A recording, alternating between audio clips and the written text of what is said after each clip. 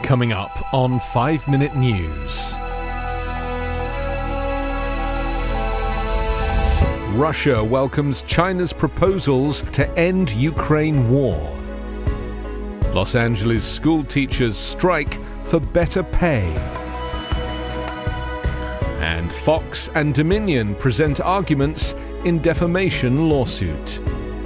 It's Wednesday, March 22.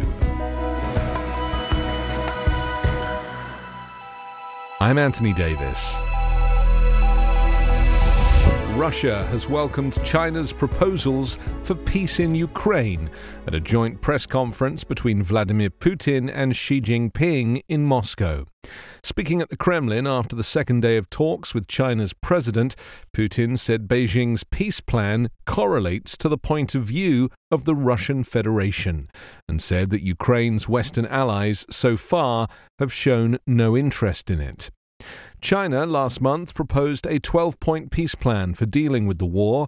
The paper largely reiterated Beijing's talking points on the Ukraine war, with calls for dialogue, respect for all countries' territorial sovereignty, and an end to economic sanctions.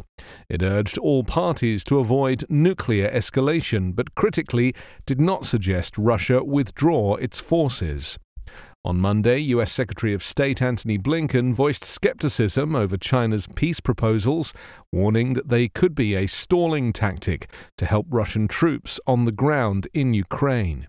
The world should not be fooled by any tactical move by Russia, supported by China or any other country, to freeze the war on its own terms, he said. Xi's trip to Moscow, his first state visit since the invasion, has been viewed as a major boost for Putin and provides Moscow with an opportunity to emphasize that it has not been isolated by the global community.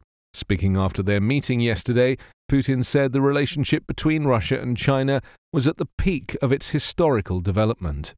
Meanwhile, a Russian musician, famous for a song used in anti-war protests in Russia, has died after falling through ice while crossing a river. Dmitry Svirganov, also known as Dima Nova, fell through ice while trying to cross the Volga River with his brother and 3 friends. Svirganov's death comes as a string of critics of Putin's invasion of Ukraine have been found dead, many under mysterious circumstances. Thousands of service workers, backed by teachers, began a 3-day strike against the Los Angeles Unified School District on Tuesday, shutting down education for 500,000 students in the nation's second-largest school system. Local 99 of the Service Employees International Union, which represents about 30,000 teachers' aides, special education assistants, bus drivers, custodians, cafeteria workers, and other support staff, walked out amid stalled contract talks. Teachers joined rain-soaked picket lines early on Tuesday as workers demanded better wages and increased staffing before heading to a huge rally outside the district's headquarters in downtown LA. Some held signs that read, "We keep schools safe, respect us."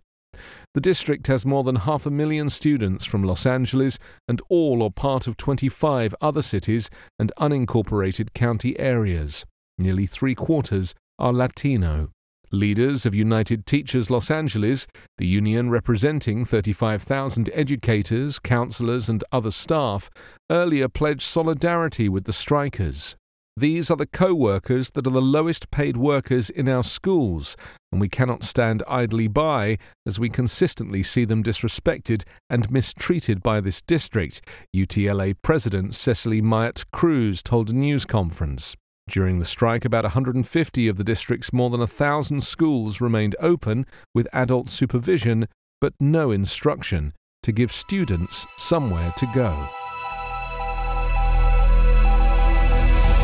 Lawyers for the voting equipment company Dominion and Fox News faced off in a Delaware courtroom on Tuesday in the latest phase of Dominion's closely watched $1.6 billion defamation suit against the conservative propaganda channel for spreading election lies. Both sides offered dueling narratives of Fox's liability for spreading false information.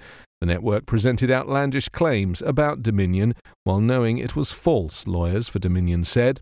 Fox's lawyers, by contrast, said the network was merely airing newsworthy claims by the former president that any reasonable viewer would have understood to be allegations.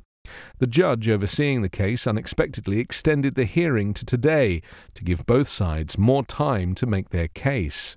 The case has attracted much attention because it represents one of the most aggressive efforts to hold any party accountable for spreading election misinformation in the United States, when Donald Trump attempted to overturn the results of the 2020 presidential election. His lies included baseless conspiracy theories about Dominion voting machines. Rupert Murdoch, the chief executive of Fox Corporation, said in his deposition that Fox News hosts endorsed the lie of a stolen election.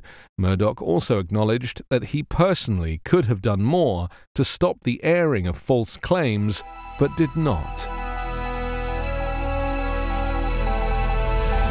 You can subscribe to the 5-Minute News Patreon for bonus videos, commentary, and more. Go to patreon.com/5minutenews.